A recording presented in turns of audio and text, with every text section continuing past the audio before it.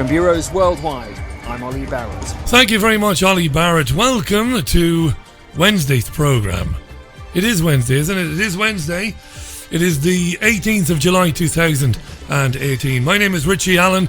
As always, it's good to be with you. I think I've got a pretty terrific programme lined up for you tonight. Elana Freeland does join me. Technical issues that we encountered yesterday, well, we've put them to bed.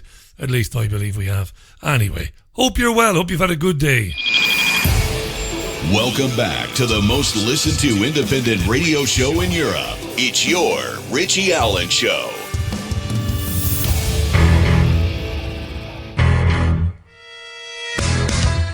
It's the Richie Allen Show. Broadcasting live on richieallen.co.uk and multiple platforms around the world. And now, here's your host, Richie Allen. Yes, Elana Freeland was due to be on the programme with me last night. There was an incident. Well, there was an issue with Skype. It updated to a brand new edition. A brand new, I don't know what you call them. But anyway, it's been sorted thanks to Paul Ripley, who came around today, my erstwhile engineer. So Elana Freeland, the teacher and author, will join me in around about 25 minutes time. We'll have a lengthy discussion about what's been going on with her. That's all good. In the meantime, you can tweet this programme. It's at Richie Allen Show. That's what it is for the time being. I did mention when I came off Facebook about 3 months ago that this year I would come off Twitter as well, and that is true. It won't prevent you reaching me during the programme. I might have time to talk about that a little bit later on. Right, let's get rid of the music. He says lots to talk about before we welcome Elana Freeland back to the programme. And as I said, if there's something you'd like me to put to her, you need only tweet it to me. It is a mad world, dear listener. It's a saying. It's become a bit redundant. It's become a cliche. It's become overused. It's mad. Today, Boris Johnson gave his reasons for resigning as UK Foreign Secretary in the House of Commons. Today, Theresa May met the heads of the parliamentary select committees. Today, Margaret Hodge, Labour MP, walked up to Jeremy Corbyn last night and said to him, and I quote, "You're a fucking anti-Semite and a racist." Today, Donald Trump has backtracked on the statement he made alongside Vladimir Putin in Helsinki, where he said he doesn't see why it would have been Russia that attempted to hack the US election. So you've got all of this going on, and Sky News leads with this at 5 p.m. Now, Sky's 5 p.m. news bulletin is their flagship, its flagship programme. What did they open with today? Well, have a listen for yourself. Hello, good afternoon. 12 Thai boys and their football coach, who were trapped in a cave for more than 2 weeks, say they tried to dig their way out before they knew help was coming. A warning, there is flash photography coming up. The football team spoke publicly for the first time at a news conference in Chiang Rai. They entered the hall wearing football kit and showed off their ball skills before taking their seats. Their coach spoke about the moment they realised they were trapped. I tried to go under the water and dig to see if we can go through, but I could feel that the bottom was all sand and the top was just rocks. I pulled the rope and they pulled me back. Afterwards, I told Knight, one of the boys, that we cannot exit this way. We retreated from the T-junction 200 metres further in, and we found a sandy hill, and there was water dropping from cliffs and rocks, so I told everyone that we'd better stay near the water, so we decided to spend the night there. Before we went to sleep, I told them we should pray together before sleeping. Yeah. Are you asleep yet? You're not? Okay. It got even more surreal. Listen to the next thing said by, the next statement read by the presenter. Well, the boys also paid tribute to Saman Kunan, the former Thai Navy SEAL who died during the rescue operation. They say they plan to temporarily ordain as monks in his honour. We're really sorry about that diver who died trying to rescue us. We're going to temporarily ordain as monks in his honour. Just temporarily, mind. We're going to be ordained as monks for about 20 minutes. Yeah, His family will really appreciate that. This is madness, theatre, unimportant, not news, total and utter bollocks this is. This is the state of UK media in 2018. And actually you heard Ollie Barrett at the beginning of this programme. He led with it as well. Who cares? It's a nonsense. Anyway, just making a point. So on to Boris Johnson then, the recently departed UK Foreign Secretary. He took to his feet to deliver his resignation speech. Why did he resign? Well, we know why. This is the best of what he had to say in a speech that lasted probably 6 or 7 minutes. This is the gist of it. It is not too late to save Brexit. Yeah. We have time in these negotiations. We have changed tack once and we can change again. Yeah. The problem is not that we failed to make the case for a free trade agreement of the kind spelt out at Lancaster House. We haven't even tried. We must try now, because we will not get another chance to get it right. But let us, again, aim explicitly for that glorious vision of Lancaster House, a strong, independent, self-governing Britain that is genuinely open to the world, not the miserable, permanent limbo of Chequers, not the democratic disaster of ongoing harmonisation with no way out and no say for the UK. We need to take one decision now before all others, and that is to believe in this country and in what it can do. Because I can tell you, Mr. Speaker, that the UK's admirers, and there are millions, if not billions, across the world, billions, are fully expecting us to do what we said and to take back control and to be able to set new standards for technologies in which we excel, to behave not as rules takers but as great independent actors on the world stage, and to do free trade deals, proper free trade deals for the benefit and the prosperity of the British people. That was the vision of Brexit that we fought for. That was the vision that the Prime Minister rightly described last year. That is the prize that is still attainable. There is time. And if the Prime Minister can fix that vision once again before us, then I believe she can deliver a great Brexit for Britain, with a positive, self-confident approach that will unite this party, unite this House, and unite this country as well. Yeah. So it wasn't exactly Geoffrey Howe sticking the knife into Maggie Thatcher back in 1990. But the point was made. Does Johnson believe any of that? If Johnson was Prime Minister, would he leave properly? Would he walk away a so-called hard Brexit?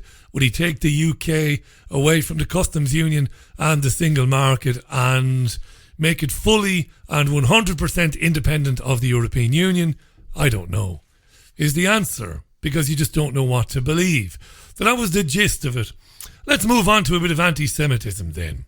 This from Sky News today, which writes that Labour leader Jeremy Corbyn will take action against a senior Labour MP who branded him an anti-Semite and a racist in a dramatic House of Commons clash.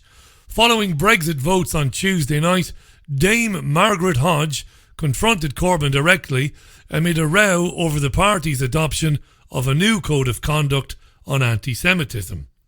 Corbyn is facing calls to strengthen the document, while Prime Minister Theresa May has accused him of trying to redefine anti-Semitism. Margaret Hodge told Corbyn he's an anti-Semite and a racist, adding, "You have proved you don't want people like me in the party." The Jewish MP has denied reports she swore at the Labour leader. That's the story as it appears on Sky News website. They broke it. The Jewish MP writes Sky. Why do we say Jewish MP? We never say Muslim MP. We never say Christian MP. We never say Sikh MP. Why do we say Jewish MP? I'll tell you why. And I've said it before. We say Jewish MP and not the others to perpetuate a myth, a central Zionist myth. That is that Jews are an ethnic group of people. They're not. They're not. They're not Semites. Jews are white Eastern Europeans who identify as Jews. Mostly, some of whom believe they are unique because it's, because it's in the Bible. It's all in the Bible.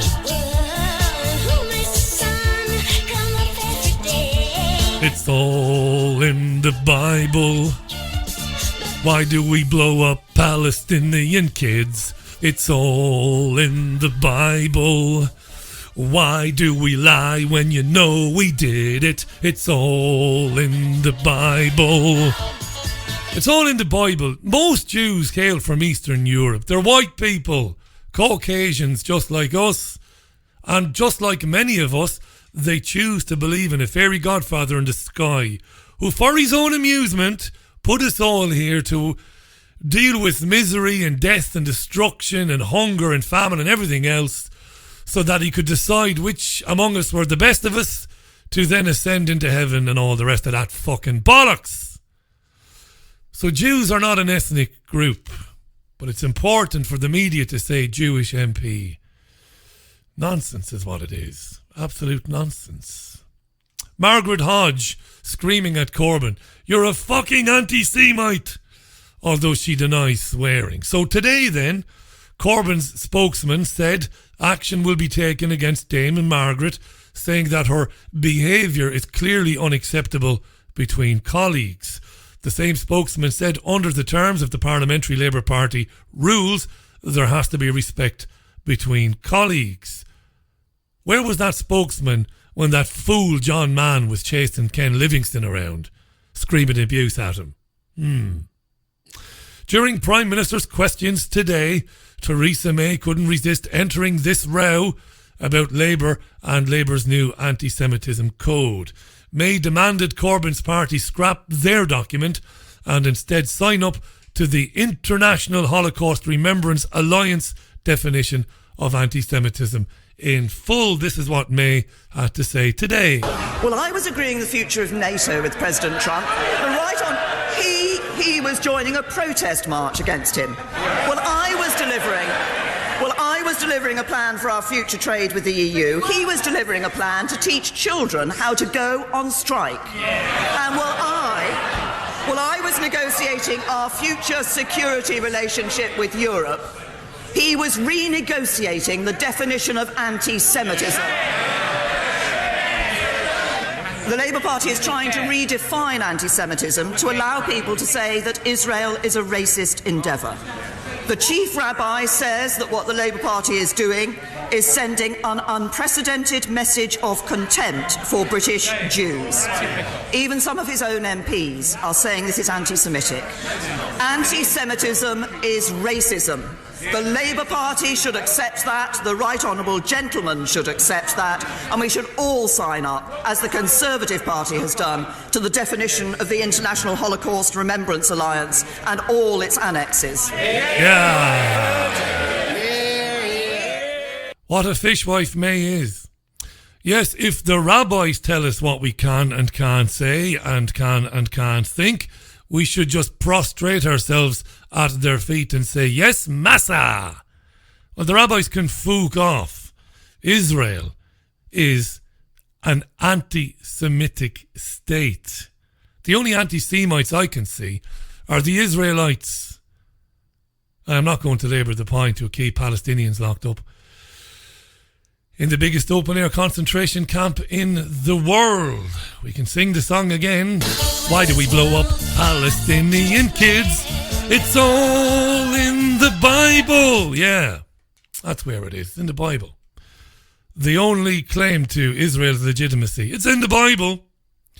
There you are. Problem is, you see, Jeremy Corbyn is a wet blanket. His balls are missing in action. Search parties should be out looking for the testicles of Jeremy Corbyn. Where are they? Because he won't stand up to it. And his virtue signalling backbenchers are sticking the knife in in the absence of any real leadership. Here's a friend of Israel, Labour MP Wes Streeting, in conversation with Sky News' Adam Bolton. Labour MP Wes Streeting, friend of Israel, speaking with Adam Bolton. Let's move on to the Labour Party. I mean, you're fair to say you're no fan of Jeremy Corbyn, I think, Wes Streeting.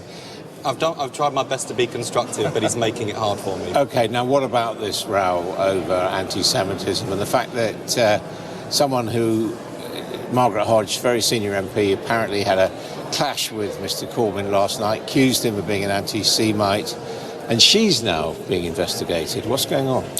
I think there's two things.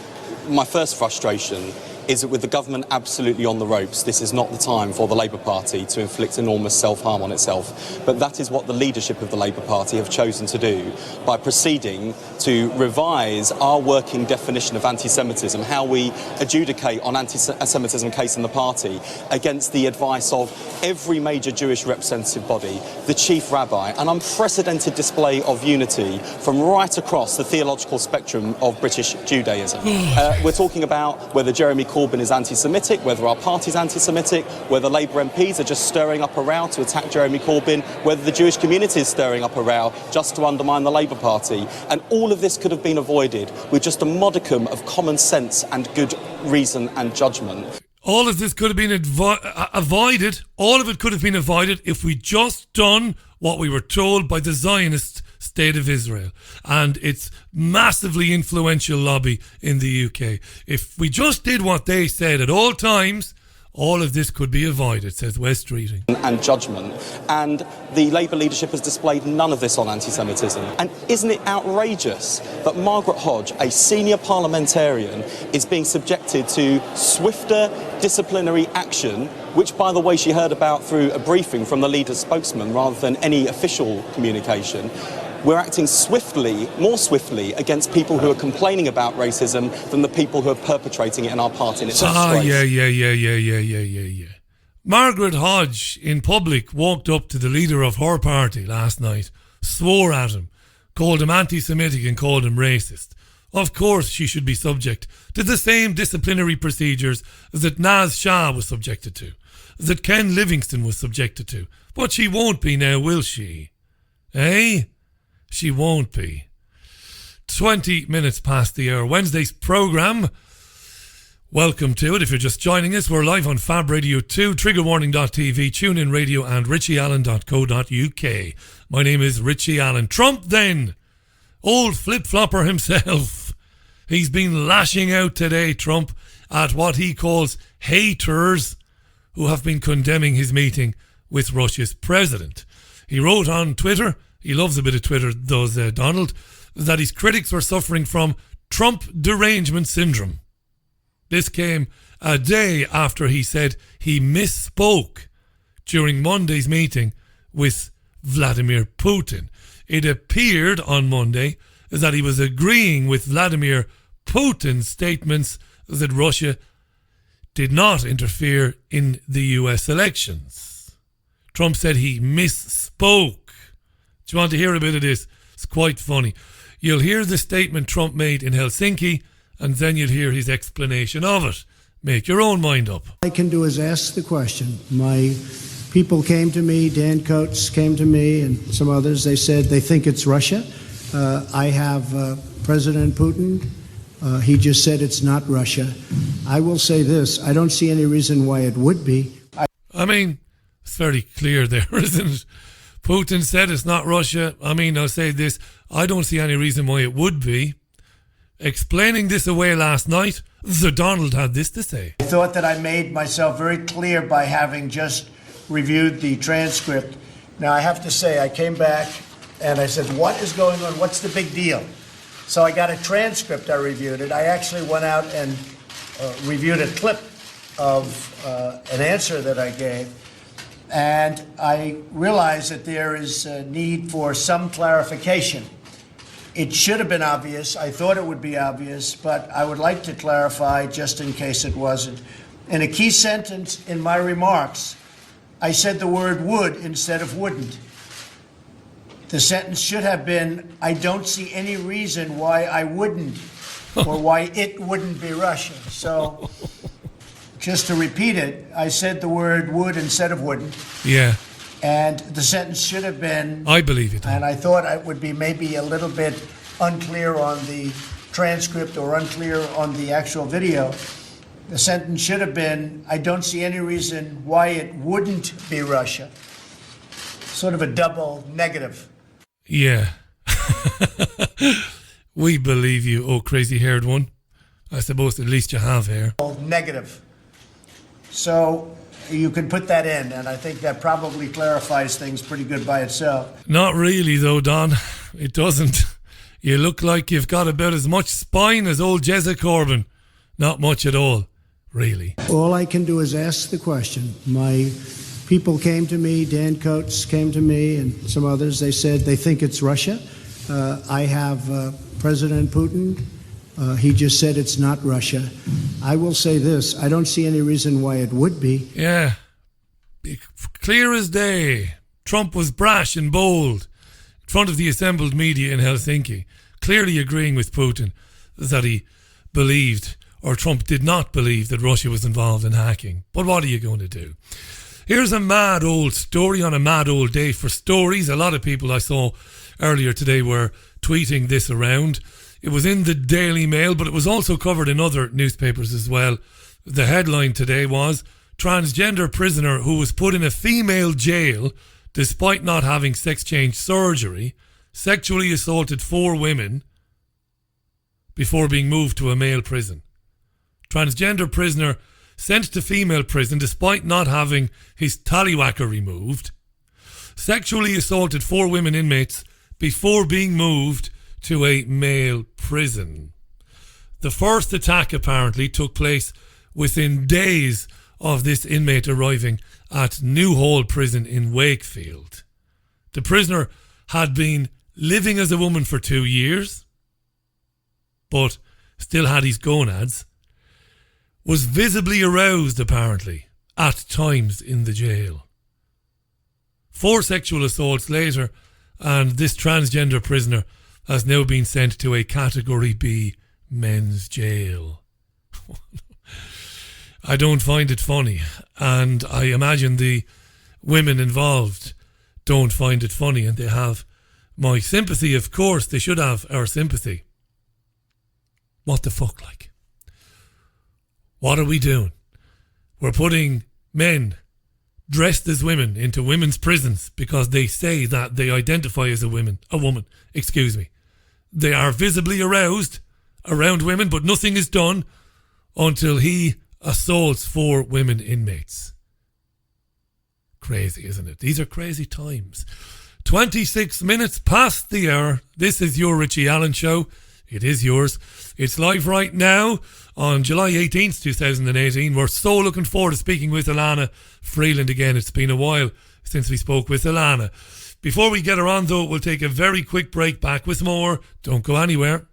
Introducing the H2o App, a powerful water structuring application that programs vibrational energies into water through the use of different sound frequencies. Once programmed, the use of water for drinking, cooking, bathing. Give it to your friends and colleagues or spread it around the garden. The list goes on. It's not just water that the app can be used for either. It's great for programming crystals too. The H2o App is free to download and is available on both Android and Apple platforms. For further information, go to h2oapp.online. Have you lost access to important data from a computer hard drive, mobile phone, or other storage device? Maybe you have a broken hard drive containing years of information, or a smartphone that no longer works from which you'd like the pictures, movies, and chats recovered.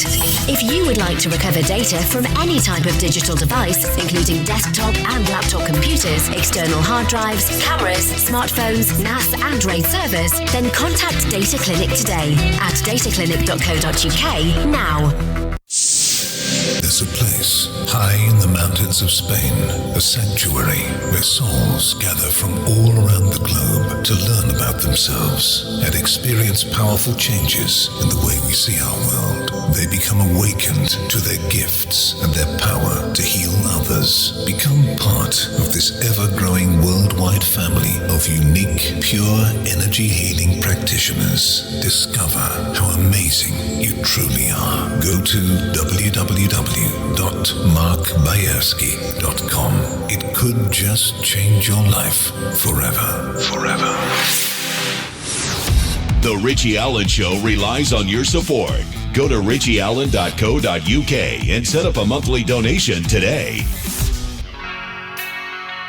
Guns N' Roses, eh? It's been a while since I heard this one. It's been a long time since I heard this. Welcome to Europe's most listened to independent radio show. If you're just joining me, it's the Richie Allen Show, live on triggerwarning.tv, Fab Radio 2 and my website. Back with Elana Freeland. Paradise City on the Richie Allen Show, 28 minutes to the top of the hour. Welcome back to the programme. Well, we've gotten our ducks in a row, technical-wise, or techie-wise. Let's welcome back to the programme our guest today. Great to welcome her back on the show.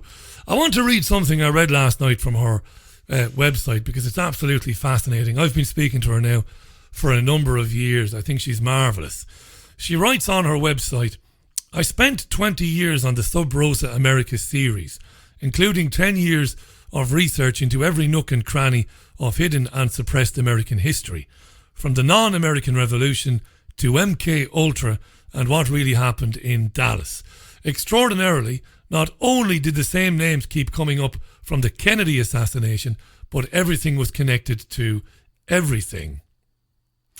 She writes about why she wrote a book on chemtrails. She writes, I already had a file on chemtrails and the high-frequency active auroral research project known as HAARP.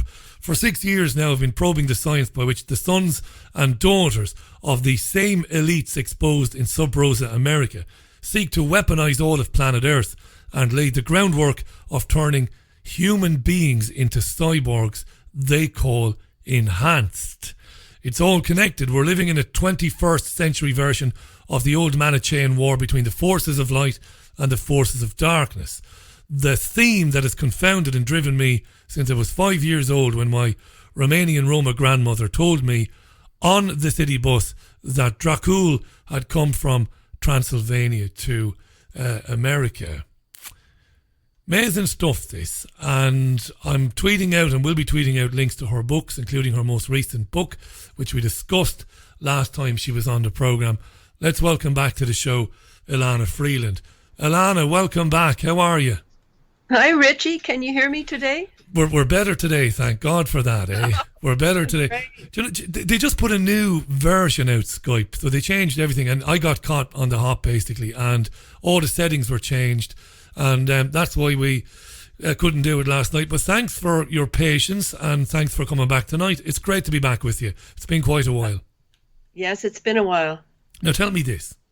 I mentioned to you on Skype the other day, and I certainly wasn't bragging, but because this show goes out on commercial radio, we kind of attract new listeners all the time, many of whom are very new to the subjects that we talk about on our programmes and to the subjects that you've been researching for all these years. If you wanted to give an introduction, if you had to do a movie trailer, Elana, there's a challenge for you now. In about 3 minutes or 4, you can take as long as you want, how would you grip somebody or grab their attention? What would you tell them to get them interested in this field of research? That our atmosphere is not the same atmosphere we had 50 years ago at all. This is an ionized atmosphere.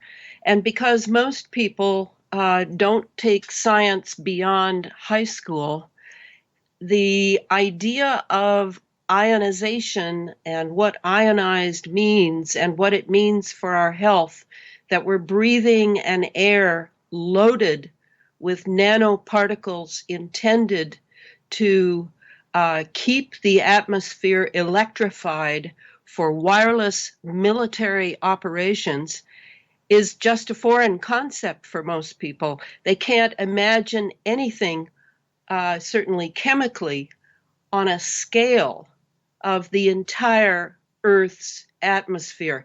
This is what geoengineering really means, Richie. This is the key. And I want to say, this is the first radio show I've said this on, and I'm going to say it loud and clear. Our leaders are under assault right now by directed energy weapons and by those who want us to shut up about what is going on in our atmosphere.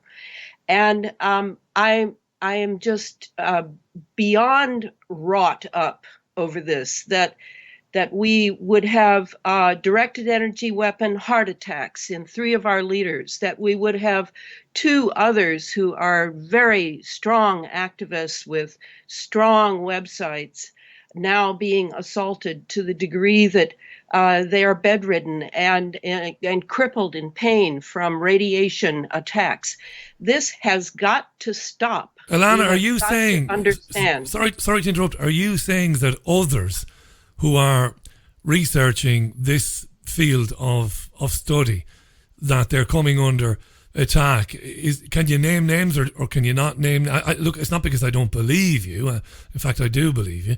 But do we know any of these people that have fallen ill because of these attacks that you believe have happened to them?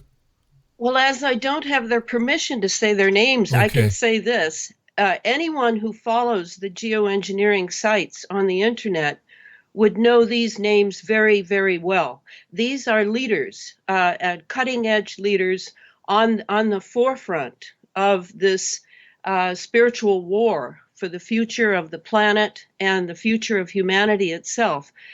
These are people we know well, and I'm very upset about this, of course.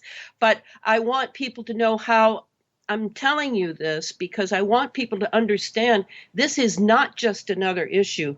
I can actually bring every issue that is, like, take 5G, smart meters, Alzheimer's, vaccinations, GMOs, anything that you name. I can talk to you in terms of what is being unloaded in our atmosphere for us to breathe in, to impregnate the entire atmosphere with technology that can be used not just to track and surveil us, but to change our very genetics right down to the coming generations. That's how important this issue is. And yes, I know it's complex. That's why I write the books. These books are to be read slowly. I have many, many footnotes. Don't need to do the footnotes. That's just there for people who want to do more research. We need to just read, even if it's 2 paragraphs a night. We need to understand what's going on right in front of our faces, but we can't recognize it because it's chemically and electrically invisible. And yet it's going to impact all the future generations of animals, plants, trees, human beings. I mean, this is beyond the Manhattan Project, Richie. Beyond it. It's important to. It's good that you brought in flora and fauna, because while I used to think that people like you were crazy. I was very polite. I wouldn't have said you were crazy. I've never been. No, I've never been like that. I've always given people a fair go, even if I thought they were, not altogether there. But I've come to believe that you're more than onto something, and I want to talk about the entities or entity even that might be behind this, because you cover this from all angles. But it's important to remember as well, we've only this year and recently, famous BBC television nature programme presenters, Elana, as you're probably aware of, have been staggered by when they've gone to the countryside to see the lack of insects, to see the lack of bees and the lack of butterflies. So as well as changing the atmosphere and changing us biologically, it's also killing the planet at the same time. And we know that's true. And people like you were saying that for a long time. And that's why I say to people, don't be so quick to dismiss what Elana Freeland is saying about the full spectrum dominance of the atmosphere. Don't be so quick to dismiss it, because she was proven right on what it's doing to the water, the earth, to animals. And to us, dementia is up by, I don't know, Elana, what it is in the US, but in this country, incidences of dementia in people younger and younger is spiraling out of control, right? Yes. So it's having so many different effects on so many different things. Well, let's just look at a few of the things. Now, you said some of your listeners are new to the issue, so let me just kind of briefly go back over where it all started, even for me. I mean, I started with a file on chemtrails and also another file on HAARP, the High Frequency Active Auroral Research Project up in Gakona, Alaska, a huge ionospheric heater of phased array antennas that were pointed at the ionosphere, protecting our Earth from solar radiation. And what the military and Raytheon and Lockheed Martin and all the other military contractors wanted to do is run some experiments in how to bring the energy of the ionosphere down into the Earth atmosphere for wireless operations. And this would have been before we were given the cell phones. I mean, to remember, just to be fair, we, all of our lovely convenience and entertainment technologies, like the cell phone, television, computers, everything has come from the military that usually has the technology for itself for at least one generation before it allows it to go public and make lots and lots of profits for its military contractor telecommunications corporations. So that happened in the 90s, and at the same time, HAARP was built up in Alaska, and we began to run it in the 2000s as everybody had their cell phones, as everybody had their computers, and so the public cry for wireless technology was very great because we love these technologies. They've opened whole worlds to us. Very understandable, but it was all time to work together with what HAARP was doing with the ionosphere, and that had to do with wanting to run military and intelligence operations through the air. So they had to sell the public on wireless first because we're the taxpayers. But then they wanted it actually for their own agendas, their own operations. And the person most valuable at the beginning of all this, who was putting out the clarion cry for the public to wake up to what was going on in our skies and what was coming out of the backs of jets, was independent scientist Clifford Carnicom, who is still a very good friend of mine. And so Clifford was the first one to point his finger to the sky and say, that is not a contrail. A contrail lasts 30 seconds. It's at a higher altitude than this. And this is lasting for 30 minutes and beyond and creating a strange chemical-looking cirrus cloud cover that looks dry as a bone, has not a drop of moisture in it, but is here, and we're not being told what it is. That's how it all started. You know, I still have issues with people. It's funny that you talk about, introducing this to people. I live near Manchester Airport, which is a massive airport. It's one of the biggest airports in Europe. It's not the biggest, but it's absolutely colossal, and it serves a lot of traffic. And we're about 5 miles as the crow flies from it. And there will be mornings when the skies are blue and they're untainted. And sometimes we will see these trails that you've just described perfectly. And I've asked people, I can't help it. I've asked people, just have a look at that. What do you think that is? Oh, planes. We're near an airport. I said, well, no, we're 5 miles from the airport. Those trails were not made by any plane leaving or entering Manchester Airport. They're not coming from the airport. They're something else entirely. And, people just shake their heads and I don't know what you're talking about. And I say, well, I think what those trails consist of are metals, harmful heavy metals. And they should, if it's water vapour from a jet engine, it should disappear, as you said, Elana, in a few seconds. Depending on the conditions, maybe it might hang around for a couple of minutes at best. But after that, it should be gone. Why did we get up to a very, very blue sky and now Why have we got this kind of a sheen that you described brilliantly? I couldn't describe it as well as you. Why do we have that? And people just look at you as if you are bat spit crazy. You're crazy. You're crazy. Why would anybody want to do that? Is it coming out of commercial planes? Speaking to people who are brand new to this, is this stuff coming from military or commercial aircraft as far as you know? Oh, it's coming from both. And that has to do with what I call Project Cloverleaf. It's a military term for a real project when they had commercial airlines, all that they could gather, sign on the dotted line with their pilots signing non-disclosure agreements to carry a certain type of fuel and have some special attachments to the jets for what they were saying was, and everybody seemed to believe it, to ameliorate global warming.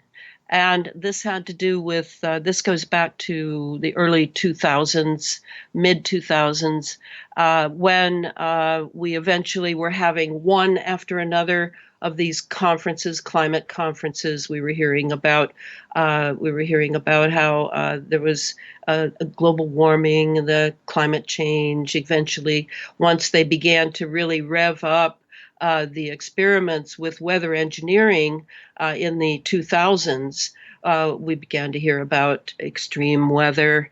And again, this was all from carbons, and now we're going to have to pay carbon taxes. And it's all a scam. And many people have understood it's a scam, but they've kind of maybe overdefined it a bit in the sense that these ionosphere heaters, and there's many more than the one in Gakona, Alaska. I mean, we have hundreds now. They're smaller, they're mobile, they're everywhere. They're everywhere, along with radar installations. So people were unable to understand that, yes, the atmosphere is being warmed. There's no question about that, because the ionospheric heater, that's what it does. We're talking radio waves and microwaves. So the technology had to be hidden because it's military, for one thing, and because there's no way it's going to stop. No way, because they need this ionized atmosphere. And right now, the technology is at the point where they have to have certain ingredients, chemical ingredients that are material in the atmosphere that can then be zapped by radio waves or microwaves and activated and force those electrons off of the atoms and generate, ionize them, get them popping with energy so that we can have billions and billions and billions of wireless operations. And I don't mean just our cell phones. I mean drones. I mean, there's so many things the military is now running wirelessly because this is a space age. And it is not the one President Kennedy had in mind.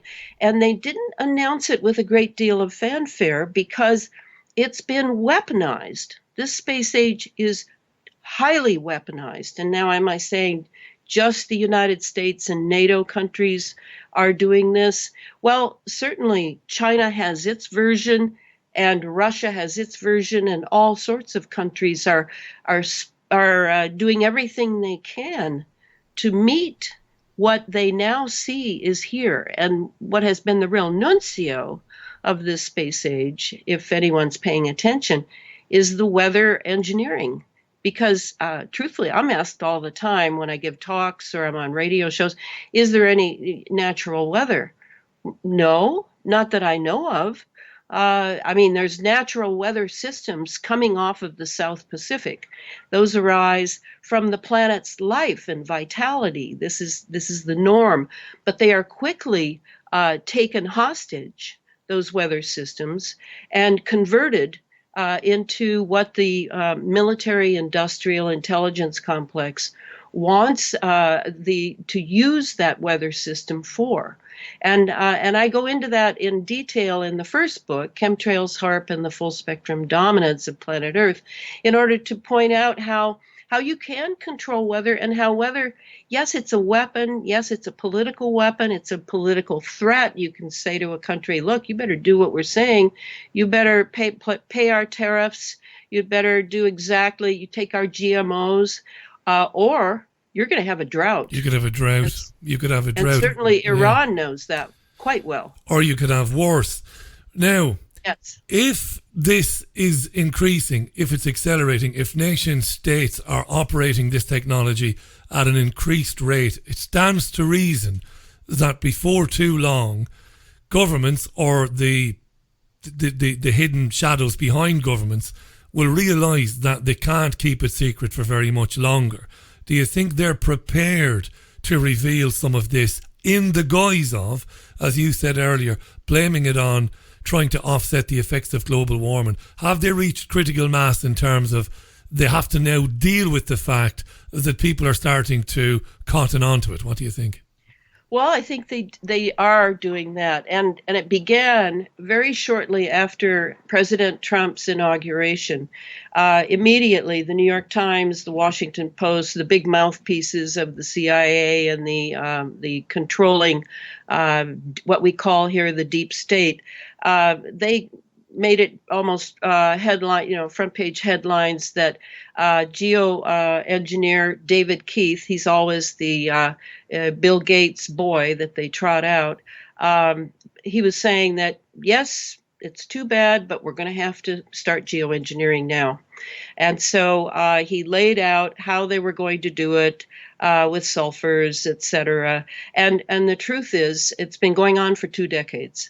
While they've been working out the kinks through a variety of weather events that have produced amazing catastrophes and death for our United States. We have only to think of Katrina, Hurricane Katrina in 2005. Then we think of Hurricane Sandy over at the ports of New Jersey and New York. We can think of what happened in Haiti, in Indonesia. I mean, it's gone. You suspect, Elana, you suspect that some of these major disasters, which have seen massive corporations profit greatly from, the domestic ones that you described in Haiti, you believe that those were engineered. Now, look, you and I are old pals, but I'm going to say it to you anyway, even though we're old pals. What about people listening to this who say, well, Elana is very, very well spoken. You know, she's making this sound kind of plausible. But how the hell does she know for a fact that they were able to use this technology to engineer natural disasters? How can you say with such certainty? Oh, thanks for asking that. Because the truth is, when you're researching, as I do, national security projects like Project Cloverleaf, and the geoengineering that is being hidden and cloaked under terms like carbons and global warming and extreme weather, you have to look at each incident separately in order to see if it follows the patterns of the other incidents. And so you're looking at a lot of news sources, because I can't go to a book and read about it from the experts 3 weeks after the event, after Katrina happened in 2005. I can't do that. There will be nothing there. I can read a lot of newspaper accounts. And now I have to really call upon my ability of discernment, which, as you know, in the New Testament, Paul talks about it as being an actual spiritual ability. The ability to discern the difference between truth and falsehood. I mean, we in America we should have had a lot of practice in this, because our media, our mainstream media, have been under control since the 1970s under what's called Operation Mockingbird. That's right. But we don't, in America, we're so barraged by events happening so fast and all sorts of opinions, and they say this, and that now we learn that this is alternative media and this is a lie, or is the mainstream media a lie? And I mean, we're like in a tennis game here, and we're the ball. It's very hard for people to understand how you could look at newspaper accounts That would be internet accounts in these days. And you compare them. You compare mainstream media. You look at commentary that is pro and con. You go on the net and you'll find military patents for a lot of the technology that would be used in such an event as stirring up a hurricane. You can look for military papers. You can look for military conventions that have happened where these things have been discussed. I mean, just about everything is in open source, Richie. That's the amazing thing. It's kind of like the criminal who finally figures out that the safest place to stash his takings or his gun would be right near the police station. Yeah. And of course, that's how it works. Of course, if you're right, and again, I don't pretend to be objective here. I will ask the devil's advocates questions, of course, and I will put the skeptic's point of view across. I'll always do that, but I won't pretend that I'm not sympathetic to your conclusions. I have become, because of the things I've experienced myself in the last few years. But government, heads of state, we have to, I suppose, I've come to the belief that heads of state are mere puppets, front men and front women. Most of them won't have a clue this is happening. Is that right? Yes, and I would go further. I think I can see maybe three types. I think one of the reasons that your listeners and many of the people who come to hear me talk or read my books, the reason they're overwhelmed and uncertain, still confused, even though they have the data in front of them, is that we're moving from one era where we depended upon our experts to give us the truth, and particularly our scientists. They are like the new priesthood that we adulate and we believe, and there is a deafening silence from scientists about this geoengineering. Yes, we hear about the bickering that goes on. Is there geoengineering? Is there not? Should we do it? Shouldn't we? Is there global warming? Is there carbon?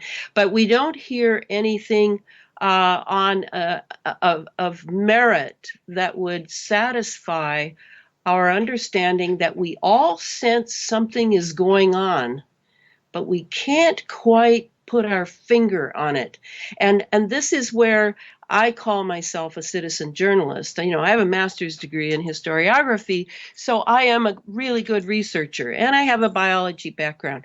But otherwise, I'm just smart and pissed off that I need to find things out, and I will dig and dig and dig, and then because I can write, I will share those findings. So I think that the deafening silence has to be taken into account, that I feel for people that they do not have those PhDs in plasma physics and astrophysics who are really telling them, yes, Elana Freeland is right. There is a space age going on, and our atmosphere is not the same atmosphere we used to breathe.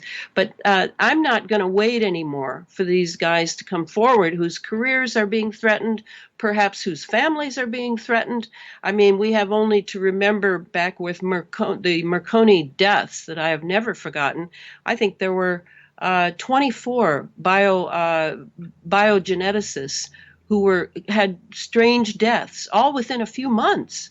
I mean, are we going to really say that must have been accidental? It was coincidental. It was whatever. I can't wait for the public to be in on the fact that we are under the gun now.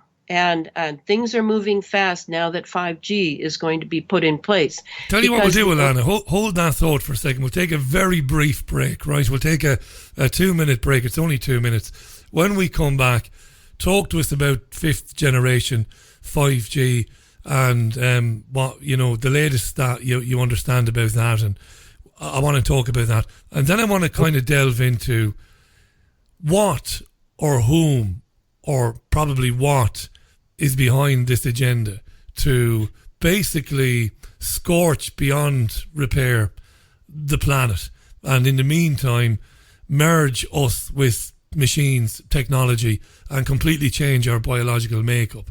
Because that's the $64 million question. Who or what? Is it human? Is it non-human? What's going on? So we'll just take that 2-minute break. My guest is Elana Freeland. Her website is elanafreeland.com. Check it out. And she's written several books. I've tweeted links out to them. The most recent being Under an Ionized Sky, From Chemtrails to Space Fence Lockdown, right?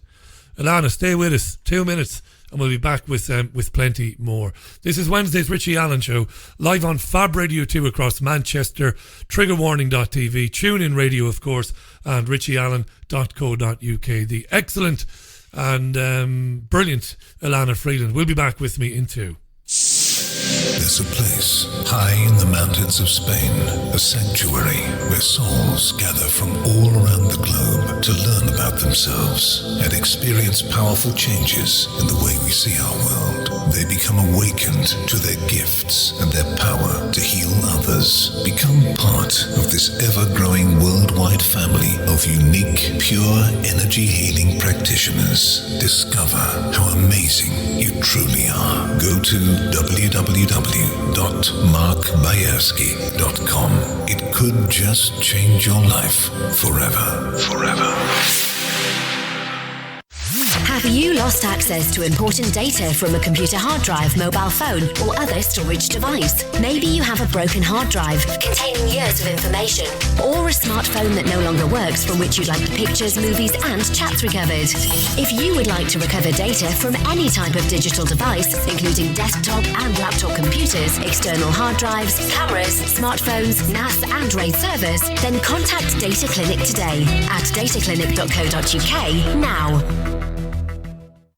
Introducing the H2o App, a powerful water structure and application that programs vibrational energies into water through the use of different sound frequencies. Once programmed, the use of water for drinking, cooking, bathing.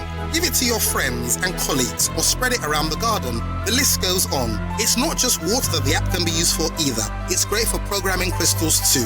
The H2o app is free to download and is available on both Android and Apple platforms. For further information, go to h2oapp.online. Welcome back to the most listened to independent radio show in Europe. It's your Richie Allen Show. Wednesday's programme, 3 minutes past the hour. Citizen journalist, author, researcher, teacher, Elana Freeland is live on the line to us. Check out elanafreeland.com. Links there to her books and to a lot of very, very, very interesting information and links to sources that support the information, links to information, I should say, information that supports the theories and the contentions that we're hearing from Elana today. So 5G, Elana, people who use smartphones, cell phones, they make a call or they browse the internet, and if they look at the top of their screen, they see 4G, which I understand stands for fourth generation.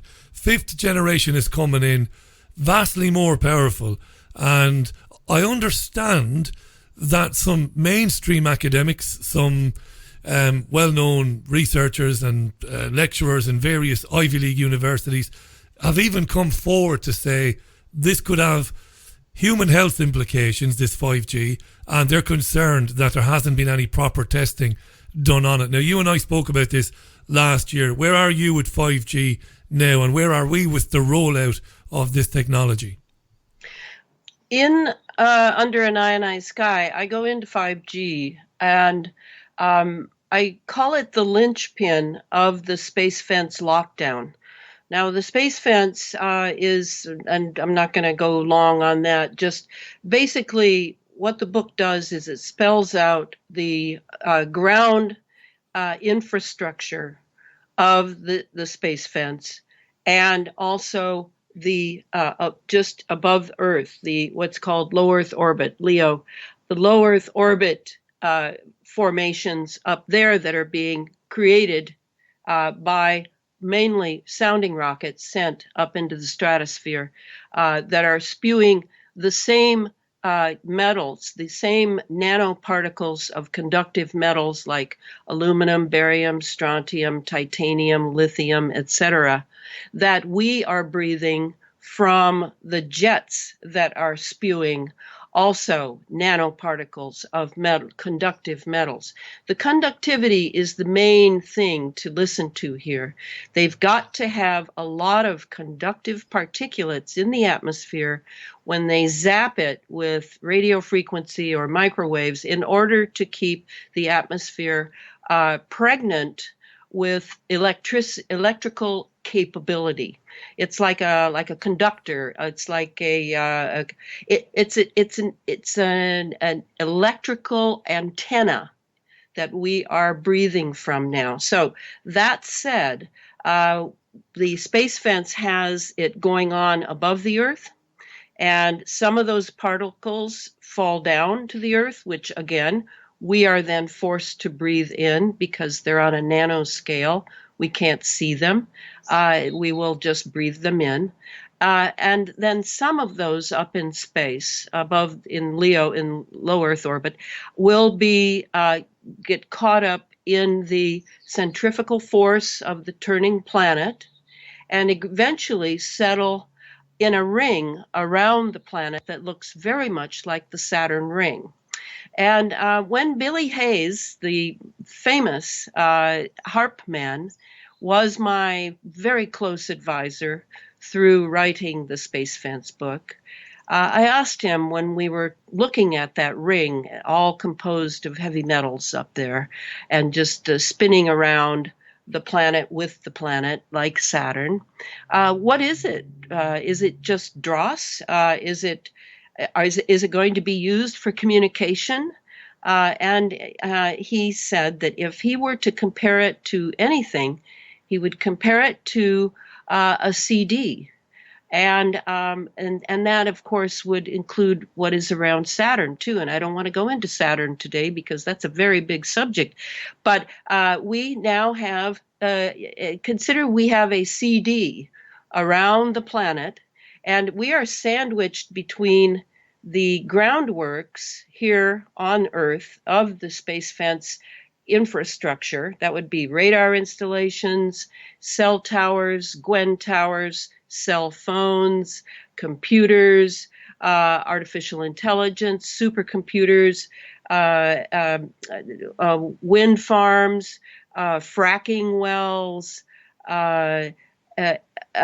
ionospheric heaters, et cetera, et cetera, et cetera. Everything that can carry a signal or receive a signal is engaged in this machine, this making of planet Earth a huge machine that will respond to commands.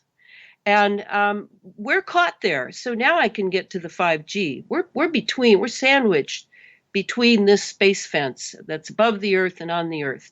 All right, so now here we are, the living creatures, and now they want to, for the sake of speed and quantity of transmissions and all sorts of things they feed us about the 5G being better than the 4G. The truth is that 5G is not the next generation of 4G. 5G was named that in order to make it look very simple and very continuation, but it is actually a creature of a very different order.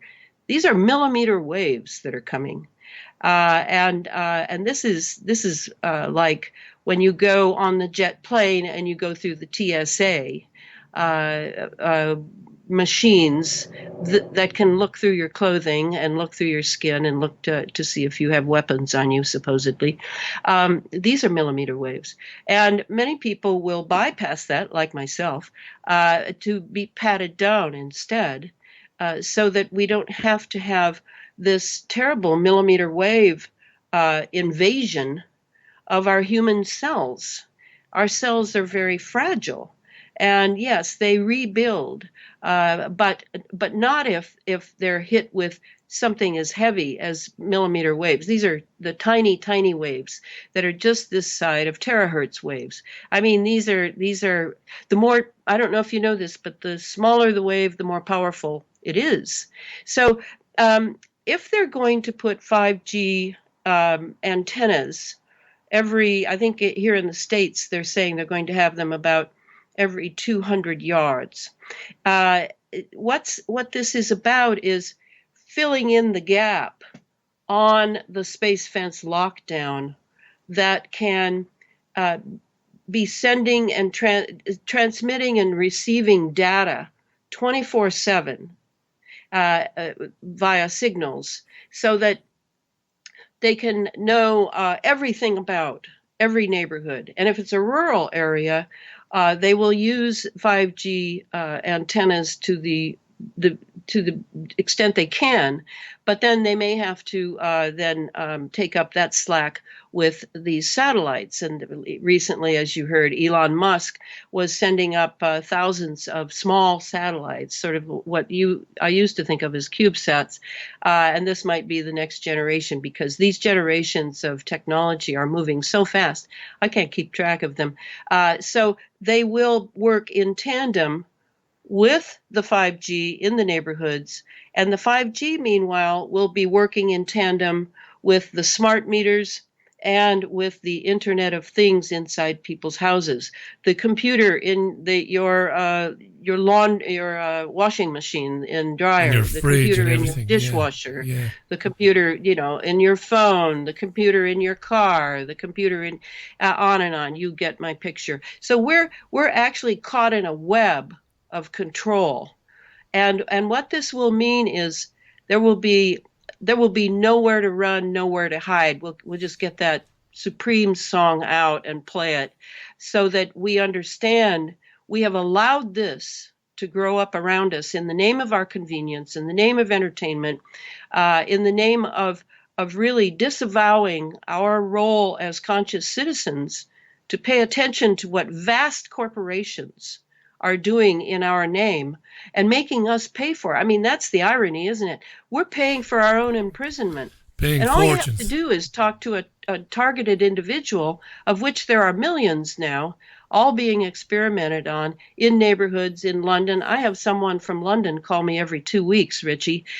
She is being mercilessly targeted by directed energy weapons. So this will make it all the easier to control our thoughts, our feelings, because every thought and feeling has a different frequency. All they need is a list of the frequencies, which they are now getting tailor-made from targeted individuals. This program has been going on for years. So let me just jump in. So the smart dust, or the smart particles, the nanoparticles that are, in fact, technology, just minute technology that can't be seen. If people are ingesting that's going to be activated by the 5G antennas, which are going to be every 200 meters or every 200 yards everywhere, and that's going to bring about significant changes to our biological beings and who we are. And this is where we get to. Now, I know this is far-fetched for people, and I'm very much like you, Elana. I have abundance of tolerance for people who just shake their heads. Look, you can't force things down people's throats. They either want to consider it or they don't want to consider it, and I don't mind whether they do or whether they don't. But I'm very much, as I said, sympathetic to your theories, and I've been listening to people like, and reading people like David Icke and others for a number of years as well. So what we have then, we begin to ask the question, who and why? Who would want, or what would want? Because you talk about an age-old battle between good and evil. Now, you and I have spoken about this before, but for listeners who are new to this tonight, and for those who may not have come across this before, or Elana, what is behind it? What benefits, or who benefits from irretrievably changing human genetic makeup, using this technology, turning us into, transhumanist beings? Who and why?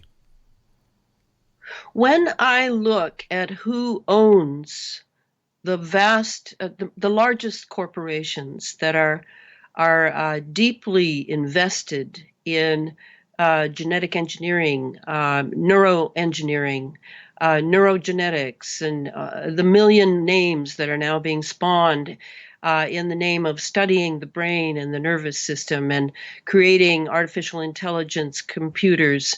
When I look at the names, which are difficult to find, by the way, but you can find them, you look at their chairman of the board and their boards. You pick up a little bit here and there from a newspaper article about so and so has just invested in this corporation, and so my list, when I look at it, I see a variety of people. All right, so at the top, I would say I would have to put the dynastic corporate families, and these are families that pass corporations down through generations. Certainly in England, you would be familiar with these. They're very old. They go back to the 1700s, and it's passed forward. Something like Monsanto, which was just purchased by Bayer. Monsanto was founded in the early 1900s. Bayer was founded in the 1800s. And so these corporations, particularly the ones that dominate in chemicals, that would be fertilizers, that would also include GMO seed companies. It would be DuPont, yes, Bayer, all the big pharma. They're all chemical corporations. So, you begin to see a pattern of control from the top down. And then the next phase would be other subsidiary corporations, smaller corporations, again, making sure that the CEO or the chairman of the board is on board, so to speak, with the agenda of the agendas of the dynastic families, corporate families, and these would be very old agendas. This would be not just a bid for empire like Rome or the United States, Pax Americana, or anything like that. Or it would be a type of power that really wanted some sort of to be as gods on the planet. It sounds ridiculous to we who I feel are real human beings, that anyone would have the temerity to think they could be as gods. But with technology, then that illusion becomes very attractive. And I do believe that's where we are now. When the military has a doctrine of full spectrum dominance, they're not just whistling Dixie, as we say in the States, or they're not making a bad joke. They're actually saying, yes, we want to control the entire electromagnetic spectrum. And what is in that electromagnetic spectrum? Well, everything on the Earth. The Earth is partially an electric being. It's partially an etheric being. The reason that you can put a seed in the soil and you will have magically a plant arise. This is a living being, this planet we live on. So they want control over the entire planet. So the second tier is the subcorporations, like I think of Lockheed Martin, all the military corporations that we have in this country that create wars and then create weapons to fight in the wars. And then you have these huge bloodbaths that could be seen as ritual sacrifices if these higher dynastic family people are practicing Satanists, or maybe they're just going along for the ride and being freaked out at the rituals that go on so that they're more easily controlled. I mean, we have to consider just about everything in this now, because this is not just about profit, and it's not just about material power. This is about power over life and becoming as gods that rule this planet completely. And so I take them very seriously. I studied these people for 20 years to figure out how they think. They are not like us. They are very different. And they are ruthless because their dreams are what they want, and they will sacrifice their own children. They will sacrifice even their own lives for the sake of these dreams that dominate them. So now we come down to the military. They're below the sub-corporations. Now the military has to be controlled. That includes the intelligence agents that always serve the rich, never serve the poor. And so, we go down tier by tier, and then we wonder why our institutions are all dishonest. I don't wonder at all. In America, we are institution happy. Everybody loves the institutions. Everybody obeys the institutions. Everybody goes to the institutions, and yet they are foully criminalized now, and slowly people are awakening to our condition here. This is not a democracy. It hasn't been a democracy for decades, if ever it really was one. It hasn't been a republic for decades. That I know, because we've been run by an oligarchy. So these are the players. And some of the players have more power in different areas. Yes, the Bilderbergs, that's where everybody has a nice talk together and everybody agrees.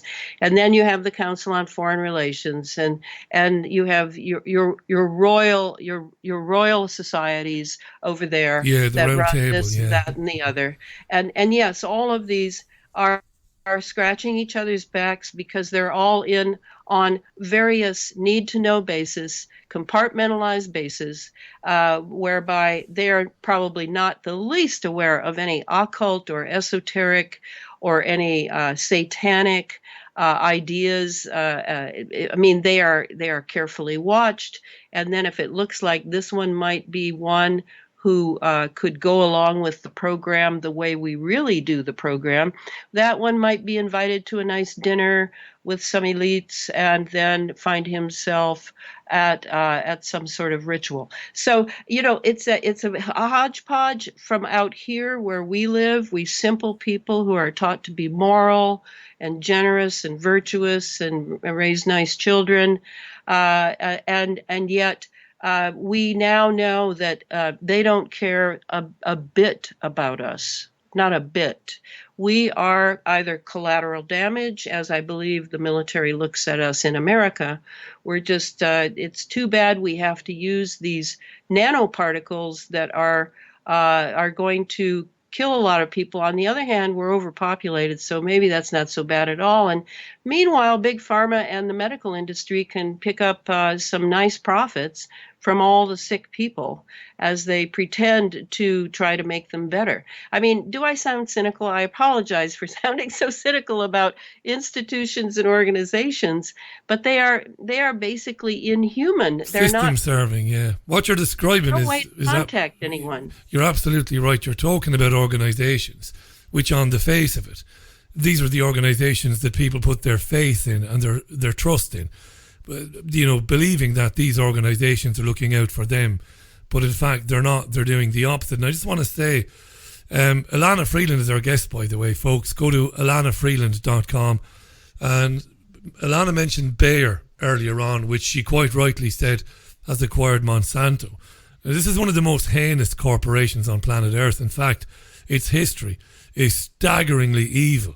This corporation, along with BASF and Hoechst and IG Farben and others, they were basically responsible for both world wars in an attempt to take over planet Earth through supplanting individual sovereign nations with one overarching government. They tried to do that in the Second World War with Hitler. I mean, these are the most obnoxiously evil corporations. They ran the concentration camps where people were murdered and interned, and these people are still around today.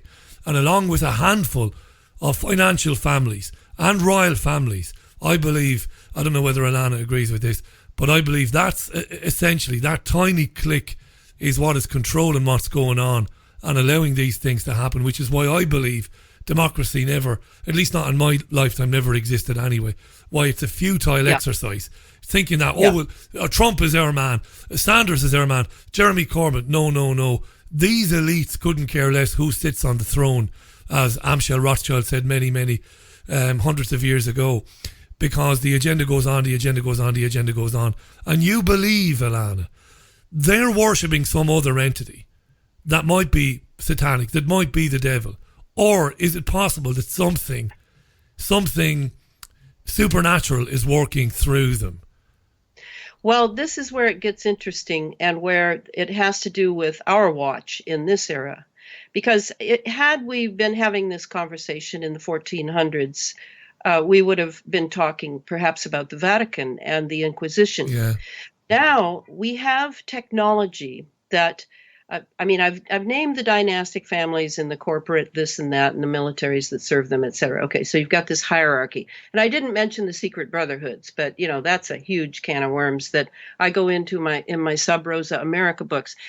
I want to say that there's another half to this that I'm not sure they know or knew had extraordinary power.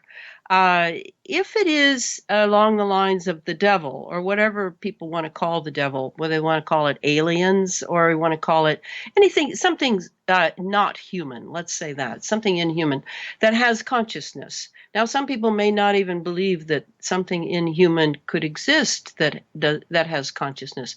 Well, that's just flies in the face of quantum physics and the probability that there are parallel dimensions going on simultaneously with our 3D, 4D, including time, dimension here on the Earth. I know that's true. I don't know how I know that's true, but it's not something I'm going to spend chapters on because it's an intuitive knowledge. In the case of the people holding the reins of power, I don't think they realize that these, like right now I'm thinking of the D-wave adiabatic quantum computer. Apparently, and my source is Anthony Patch. I don't know if you've ever had Tony on your show, no. Richie, but he's a real expert. He's a Christian. He studies CERN. And particle accelerators in general, in order to understand what they're really doing. When they say they're looking for the God particle, what are they really doing? That sounds real cute in the press, but Tony has come up with a lot of very interesting and intriguing questions, perhaps more questions than answers, but certainly excellent analysis. All right, so CERN has the D-wave computer. If you look around and see who else has purchased the D-Wave, and it's approximately 10 million a unit, I think. So they've got to really be needing this computer. And then you can see Geordie Rose, who's the creator, one of the creators of the D-Wave computer. He has a variety of little of YouTubes of him speaking about his. He is totally enamored of the D-Wave because it is conscious. So now we have a conscious machine. Now, I wonder about that, and I'll wonder for quite a while. I've read a few books on AI now, and most of them have been, oh, this is bad news. This is bad news. We're going to get in so deep, and these AIs are just going to grow in consciousness and then wonder what they need humans for. Basically, that's it. But already at CERN, and I spend chapter 8 in my book on this, and I call the chapter The Temple of CERN, and there have been experiments with the D-Wave in charge of I suppose we would say opening portals, and of antimatter coming in. Now, what is antimatter? I mean, the scientists say it's this, they have all the fancy formulae, but do we really know what antimatter is? I know that the U.S. military is farming antimatter in our upper atmosphere. What is it, Elana? What is it? Because I did basic biology and physics in high school, and then when I went on to third level, I went into English and history. So I left science. Yeah. I left science behind. Matter to Right. me is that which you can see, you can touch, you can taste. Matter is everywhere. I can see it in this studio as I look around. Antimatter, I can't get my head around it. What could it possibly be? Well, the way I think of it, and I'm certainly no expert either, but I have read about it. It is everything that has matter in this what's called three space realm, in our realm, length, width, height, matter, material world, like Madonna sang about a long time ago, has, if you could follow it into the other dimension that is going on simultaneous with this one, you would discover that all matter in this level has an antimatter connection. We are connected to antimatter. A facsimile you might think of as this particular what I think of right away is the doppelganger, the Right. so-called double.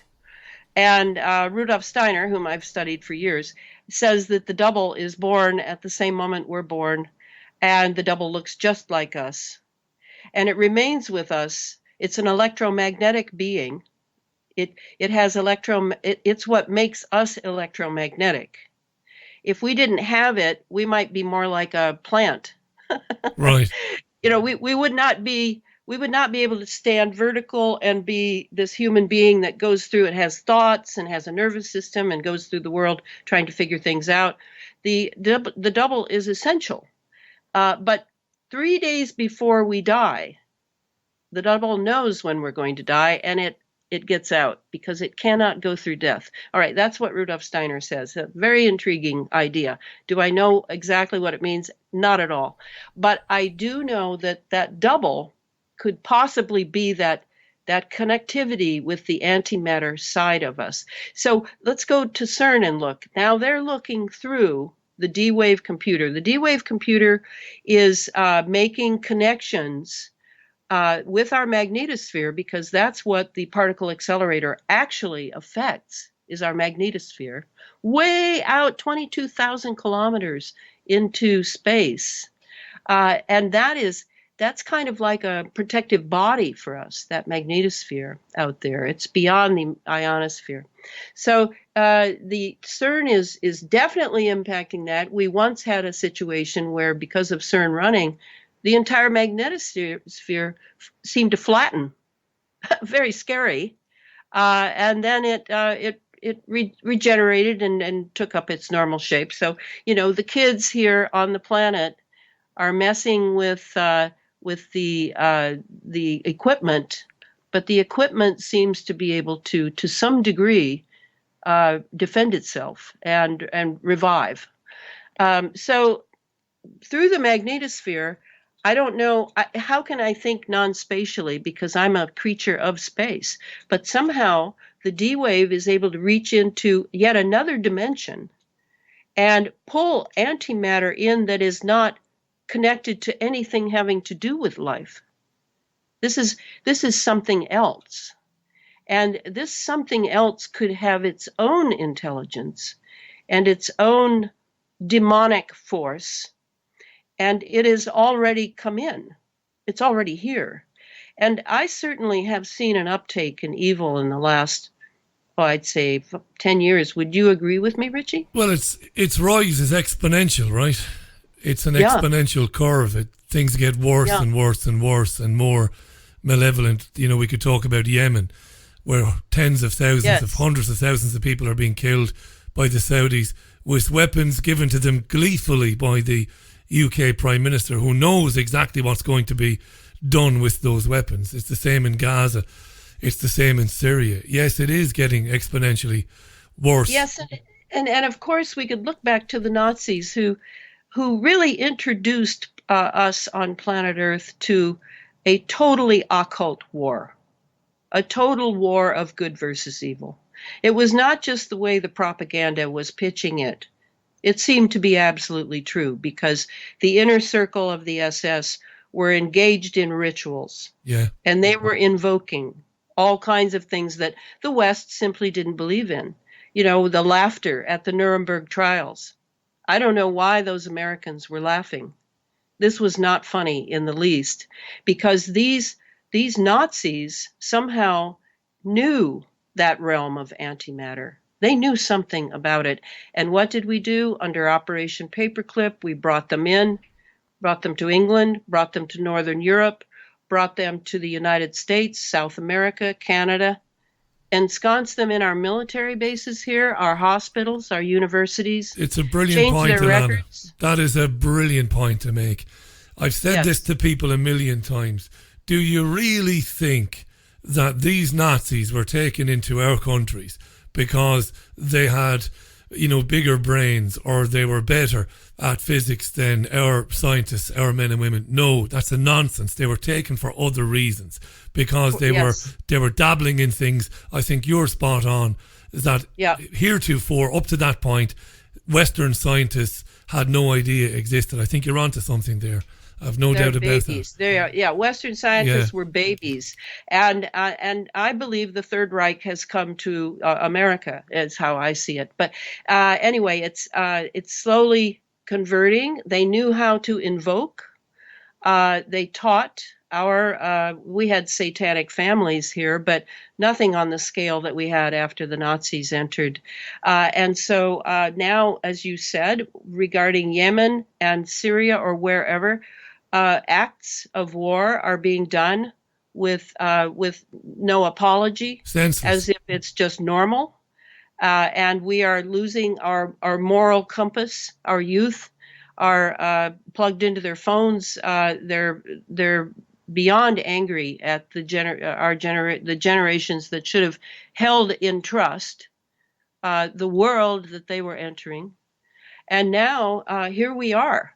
And so that has to do with the 5G. Yes, I've already said the conductive metals. I just want to put in there that also the trillions of sensors that have been laid in the upper Earth atmosphere, we have also breathed those in. They're also nanoscale. So they're painting the sky with this stuff. Let me ask you this, because before we run out of time, we've probably got about 10 minutes left maximum on this, because I think a good question to finish on, now that you're touching on it again, that they're painting the sky with these transistors and people are ingesting these particles. This is a good question, I think, to finish on. What are we going to see as this is rolled out? What are the instant changes we're going to see in people's behaviours, in events, in things that are happening around us? Because I think the changes in the societal changes and the changes in human behaviour, they might just be very dramatic very early on. Maybe I'm wrong. What do you think we will begin to notice as this is rolled out and these transmitters, these antennae are placed every 200 metres all over the world? How are we going to see changes instantly? Well, I think we've already started seeing some of the changes, because we now have the particles in us, the sensors, the conductive metals, and the microprocessors, and of course the Morgellons, the biologically engineered pathogens, which are completely were created to respond to electromagnetics. So these are all now in us, and they are available to remote triggering, remote programming, remote control. Where we're seeing it already, and this is very important, is the emotionalism in people. I've been studying it because I live in a town where I think just about everyone hates Trump, and for no reason that's any good reason other than our mainstream media lies to us all the time. But anyway, we can be pulsed through these phones. I don't own one, Richie. You won't have one. You just won't have one anywhere near you. No, it wouldn't make any sense for me to have one. I'm not that important. I don't want someone to know where I am all the time. Absolutely. So anyway, we're being pulsed through our phones. We can be pulsed through our, we have 60 hertz in the walls here. You have 50. We can be pulsed through our computers. We're completely locked in now. We're locked in to the web. of the Matrix, as the films pre-programmed us to be able to recognize. So now what remains is to establish transhumanism in an orderly fashion, in an orderly and mass fashion. I used to wonder how they were going to do it, if they were just going to wait for a couple generations, or, how they were going to get every person into a clinic or hospital. Well, that's all nonsense. Now it will all be done in the comfort of our own homes, or the discomfort in the streets, because our genetics are being changed as I speak already. We don't even have to go through a TSA chamber. This is going on now. It has begun, but it will amp up when the 5G is in place. Of course, they're going to have to be careful. They're not going to be able to do a huge world event, or maybe they'll make up a comet or a meteor or something and have some plasma event in the sky that looks like, or an alien invasion with the holograms, or, I don't know how they're going to do it, but I know they have the way to do it now. And that way is completely remote through the technology we have in our bloodstream tissues and blood-brain, and in our brains, because it's gone way beyond the blood-brain barrier. Do you think it's game over, Elana? Is it game over for us then? No, not at all. Not at all. I wouldn't be fighting so hard if I thought it was game over. I have already seen, and I told you at the beginning of the show, that the fact that our leaders are being hit is a very interesting move. This is the first time that it's happened in this quantity. There's always been a little bit of this and that. But if we know and we take measures to, for example, to get the nanobots out of us, and that would be, I would recommend Tony Pantalaresco for that. It's a hard name to say. But it's Tony Pantalaresco is a Canadian with Morgellons, who is a former engineer, and he is creating magnetic fields in order to force out the nanoparticles. And if we can stay ahead of the nanoparticles, I know it sounds onerous and terrible, that because every day we're breathing them in, but we must come to terms with them. That's the first thing. We must keep our health. And if we keep our health, and we really begin to learn and study some of the science, some of the technology that's around us anyway, how it works in tandem, how it can be remotely hit by towers or satellite or drones, helicopters, etc., so that we understand we are at war with a faction that demands to be as gods on the planet, that doesn't care about all of us dying, because they're planning to make a human being in the image that they would like to see it in, which would be a cyborg, would be my guess. And then they would have total control over humanity and free will. That great plan of the gods, or God, however you look at it, would be over. And I am a fan of free will, and so I will continue to use mine to the degree I can to awaken people to what is going on in this era, because if they're here on planet Earth, I feel they must have chosen to be here now. And so, we're calling the troops. We're calling the troops to wake up and not buy into the sensory pleasures of the world or the sensory displeasures of the world, but to really take up a gauntlet to fight for humanity and the future of the earth. And the right of self-determination. You're absolutely right, Elana. It was important to catch up with you again. It's been too long. I'd like you to come back in the autumn or the fall, as you would say, of course, when the youngsters have gone back to school, and we can talk about Saturn and get more into this. Before we say goodbye and I give you the last word, go to elanafreeland.com, her website. There are links to Elana's books, including Under a Nine Night Sky, From Chemtrails to Space Fence Lockdown, and her earlier books as well. Good that you're positive that it isn't game over, and that you're doing what you're doing. A bit distressing that researchers who have been exposing this have been attacked by directed energy weapons, of which I am convinced not only do they exist, but I believe they're it isn't new technology, those directed energy weapons. I believe they've been around for a long time. Distressing to hear that, but good that you're optimistic. Is there anything you'd like to, I have mentioned the website. Are you going to be appearing or speaking anywhere, even in the US, Elana, where we do have a fairly sizable listenership? Are you going to be out and about this summer? Yes. I next I'll be in. It'll be in September, Richie. I'll be in Santa Fe, New Mexico, giving talks there. I also wanted to mention that people should know that I have 2 closed Facebook sites. You have to ask for permission to join, but you can certainly see them at Elana Freeland Under an Ionized Sky, and then the other one is Elana Freeland. Sub Rosa America. Great to have you back on.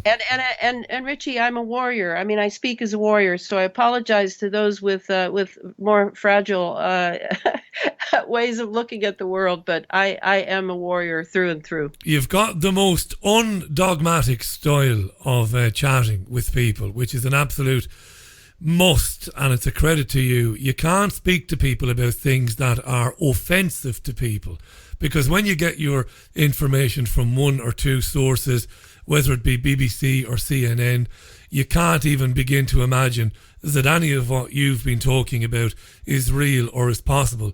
So when speaking with people like that, you've got to respect that, and your style and your approach with people is marvellous. I wish everybody had that approach. It'd be much easier to get people to consider this information, so you're to be commended for that. Thanks for coming back on, Elana. I look forward to speaking with you again. Santa Fe in September, folks, New Mexico. To find out more about Elana, go to elanafreeland.com. Thanks for doing it, Elana, and I look forward to speaking to you in a couple of months' time. Always a pleasure, Richie. Bye-bye. Bye for now. The lovely Elana Freeland live with us today from her home. Check out her website, as I said there. 14 minutes to the top of the hour. In fact, it's 13 to the top of the hour. Quick break, back with more in a minute. Have you lost access to important data from a computer hard drive, mobile phone, or other storage device? Maybe you have a broken hard drive containing years of information, or a smartphone that no longer works from which you'd like the pictures, movies, and chats recovered. If you would like to recover data from any type of digital device, including desktop and laptop computers, external hard drives, cameras, smartphones, NAS, and RAID servers, then contact Data Clinic today at dataclinic.co.uk now. Introducing the H2o App, a powerful water structure and application that programs vibrational energies into water through the use of different sound frequencies. Once programmed, the use of water for drinking, cooking, bathing. Give it to your friends and colleagues or spread it around the garden. The list goes on. It's not just water that the app can be used for either. It's great for programming crystals too. The H2o app is free to download and is available on both Android and Apple platforms. For further information, go to h2oapp.online. There's a place high in the mountains of Spain, a sanctuary where souls gather from all around the globe to learn about themselves and experience powerful changes in the way we see our world. They become awakened to their gifts and their power to heal others. Become part of this ever-growing worldwide family of unique, pure energy healing practitioners. Discover how amazing you truly are. Go to www.markbayerski.com. It could just change your life forever. Forever. The Richie Allen Show relies on your support. Go to richieallen.co.uk and set up a monthly donation today. Now, those of you who followed the child sex abuse inquiry, and those of you who follow and have been following the allegations made by many learned men and women, and sadly many victims, that high-profile elite paedophile rings operate in this country. Well, those of you who follow those stories will have been interested in the Cliff Richard statement today, after he won his privacy case against the BBC, who covered a raid on his home back in August 2014. The police raided Cliff Richard's flat in Berkshire back in 2014, and it was covered by the BBC, who used a helicopter and all the rest of it. The BBC said that they were justified in doing that, covering that, because of their rights of freedom of expression and freedom of the press. Now, Cliff Richard said that senior BBC managers have to carry the can. After he won that privacy case, he spoke to the assembled press today. You can hear just a little bit, I think, of what he said. And I've had a theory, and I have a theory about the Cliff Richard case and cases, or at least accusations that were made against various soap stars and that. I've had a theory about that. I think we can. I've not actually pre-listened to this clip, but we can hear a bit of Cliff Richard now. I can't really answer too many questions at the moment. It's going to take a little while for me to get over the whole emotional factor, and so I hope you'll forgive me. Cliff Richard there. See, I should have listened to this first. Anyway, can we hear any more from him? No, we can't. And the only way to get the pictures... Right, yeah, he didn't say very much. I'm using a clip on the BBC website. Like I said, I didn't listen to it before I played it. But it's like the Harvey Procter case, the politician whom was accused of molesting young boys, and then it was proven that he had no case to answer. What I believe has been going on, and it's just my opinion, I could be wrong, again, you know, from the Elana Freeland school of not being dogmatic when expressing an opinion or offering conjecture, because I don't have any proof. Have we got that clip? This is Cliff Richard's lawyer. Let's have a listen to this. His name is Gideon Ben-Aim. Have a listen to what he has to say there. Cliff Richard's lawyer. Here we go. The case clearly confirms that individuals, including high-profile ones, have a reasonable expectation of privacy in relation to police investigations. What transpired in August 2014 resulted from decisions taken by only a small number of people at the BBC. However, it was as a direct result of those decisions that the impact on Sir Cliff over the last 4 years was so profound.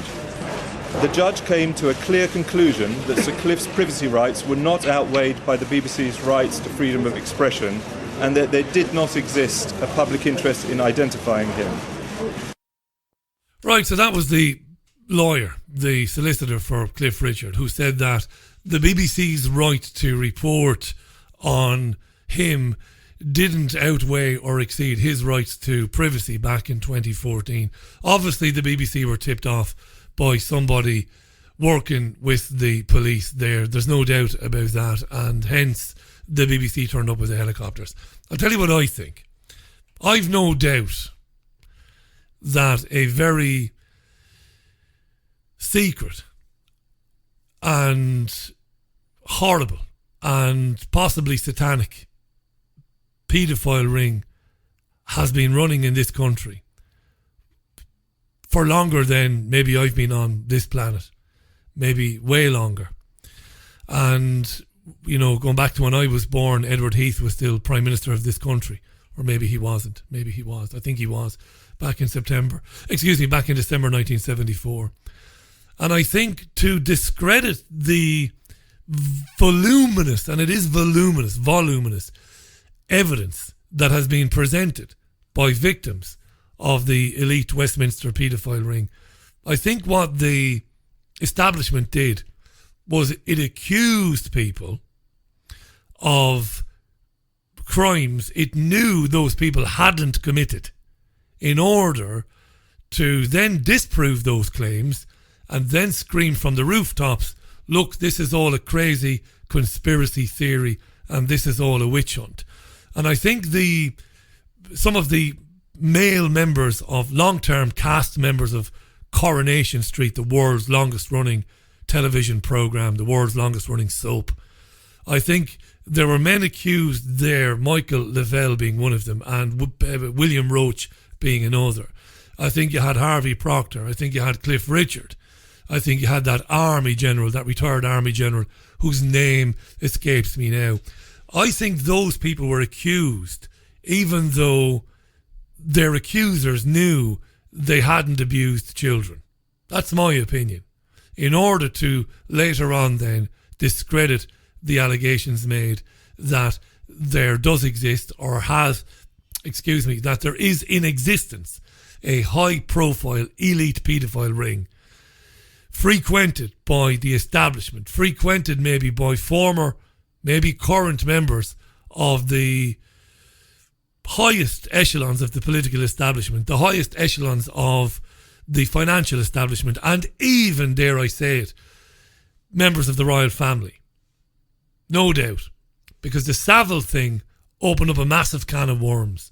When Savile was exposed after he died for what he had been doing for years, unmolested by the police, unmolested by the intelligence agencies, even though Savile was the best friend of the heir to the throne, Prince Charles, and Savile had a revolving door to Buckingham Palace.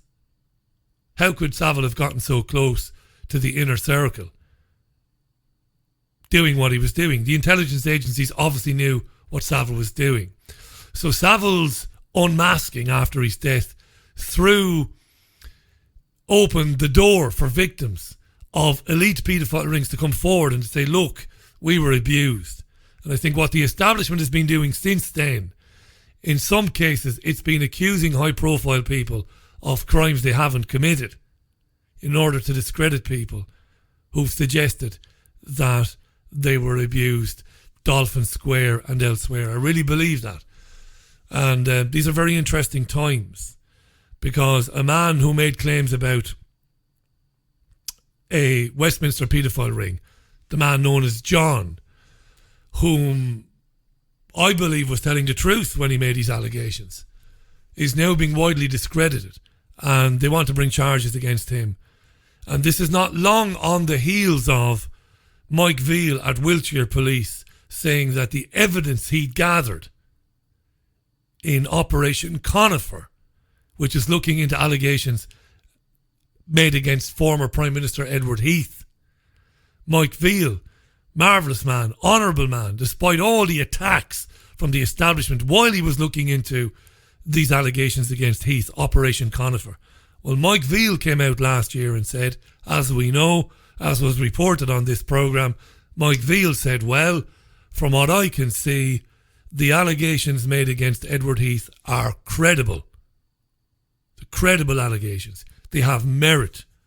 Heath abused children on the Morning Cloud, and some of those children were murdered by members of the intelligence community who wanted to keep the press or anybody else from finding out that the Prime Minister of the country was abusing children whom were murdered. And I absolutely believe that Heath was blackmailed by agents of the Frankfurt Rothschilds and agents of the deep state in this country. He was blackmailed into taking the United Kingdom into the European Union on the most unfavourable terms. That's what I believe. No doubt about it. Cliff Richard, I don't know anything about Cliff Richard, very famous musician and at one time a film actor. I believe that he's been used in the way that I described. Allegations were levelled against him that were untrue. That whole frenzy was whipped up with the BBC filming it from a helicopter deliberately to discredit people who were abused by famous people in politics and in entertainment. And those who tried to hide that and cover it up couldn't give a rat's arse about the damage they do to people whom are innocent. That's it for the programme. Big shout out to Elana Freeland for coming back on. Wonderful woman. Check out elanafreeland.com.